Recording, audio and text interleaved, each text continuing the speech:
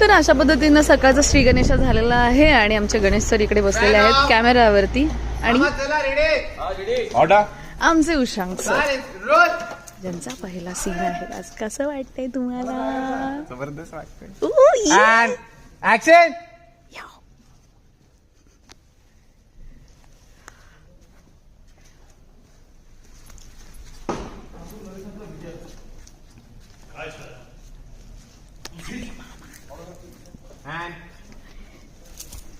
Entry पासून करूया. रोज